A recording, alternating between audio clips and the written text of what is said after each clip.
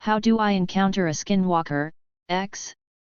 Firstly, you need these items: candles, tent, a cutthroat razor, a large sack, burlap, or cloth, a length of rope over 15 meters, white chalk soaked in animal blood for 14 days, allow chalk to dry normally for 12 days. A small animal such as a cat or dog.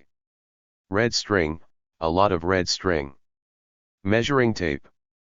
Next you need to find a location similar to this. Large forested area a good few miles from civilization. Now ensure you have everything ready, best to go to prep the site in advance. Prep. Locate a section of forest that is at least a 15-minute walk from any possible exit. This spot must also be at least a 20-minute walk from the nearest path. Once you find this spot, take your red string and mark a tree roughly in the middle. Using the measuring tape, take the string and measure out a line that is roughly 20 feet and tie the string off to the next tree. Work in a rough circle, tying the string around each tree you pass until you reach the first tree you tied it to. Memorize this location. Use the red chalk to mark the trees with letters. Closest tree to the circle must be marked with Q, then work your way back around until you reach Q again. With the area prepped, wait 3 to 4 days, get everything you need and head out to your location. You now must look out for these signs. Take note of the letters on the trees. If they have been disturbed, then you must rewrite them as you pass. Walk the red string circle once. If it is intact all the way around, then you may as well head home. If the letters have been disturbed and the string is broken, fix the letters and fix the string. Set up your tent as close to the center tree as you can. Set up the candles around the center tree, no less than 4, no more than 9, and light them. When the sun begins to set, use the cutthroat razor to trim away fur from the cat or dog. Nape of the neck is best. Yes, this part must be done on site. Burn the fur on each candle in order of closest to your tent around. Release the animal and head inside your tent. Set the sack outside the tent with the rope and close the tent.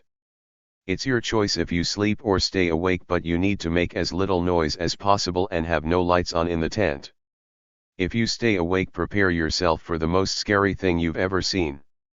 Remember, do not attempt to interact with the skinwalker. Turn on any light source. Make a loud noise. Leave the tent before dawn. Unzip the tent through the night. Now if you have done all this, then remain as quiet as you can. Once everything becomes dark outside, you'll firstly hear noises such as scraping. It will be faint and distant and may be hard to hear. The noise will grow closer. This can take anywhere between 1 to 2 hours before it ends, but do not leave the tent. Next you may hear a muffled shuffling just outside the tent, like something being stuffed into a bag, followed by some strange animal noises.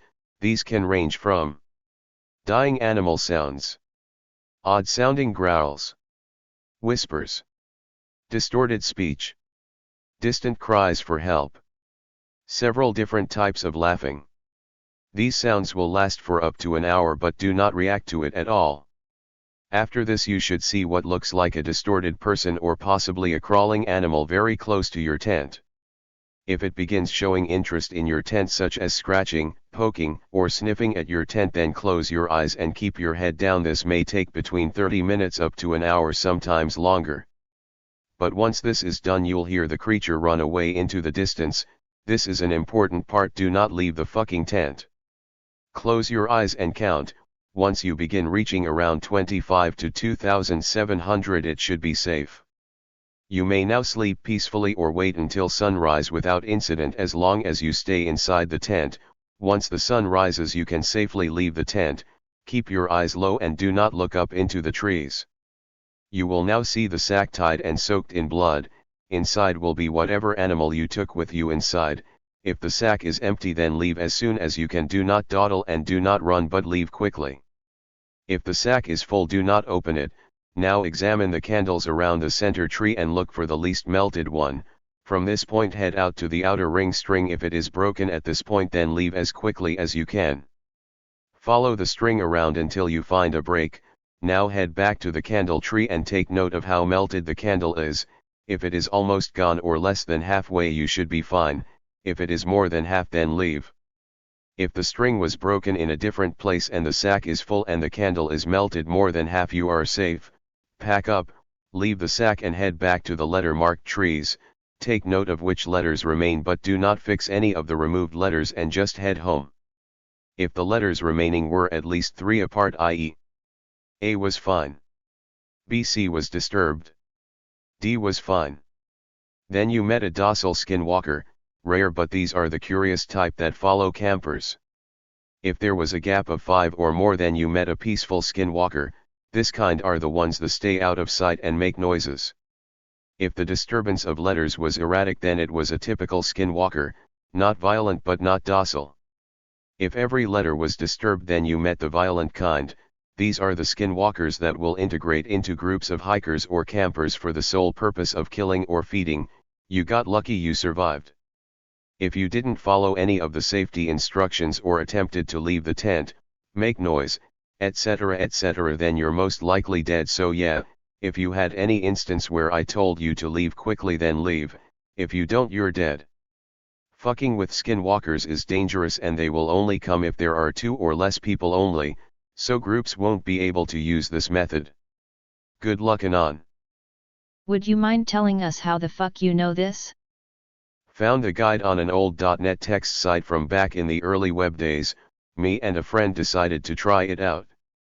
Put it this way, he tried opening the tent, I cowered like a pussy. I'm still here. He went missing almost 20 years ago now. I don't know, I am a Plains tribe, Southern Arapaho to be exact. Different tribes have their own customs and beliefs. My best guess is something that it could use to survive, like a blanket, serape, Mexican blanket, a cast iron pot, something you take camping with you. Like I said, I don't really know much, just what I have heard from other natives. What happens if I shoot at the sput whopper? How much do you know about these things? What are they? The one we saw was easily 6 to 7 feet tall. Being 12 at the time, it was terrifying. As for shooting it, feel free to try, but they are very fast, so I'd guess you get 1 or 2 shots before it fucks you up. These things are excellent climbers and tend to hide up in the trees. Do you know what they are or where they're from? No idea, I'm afraid.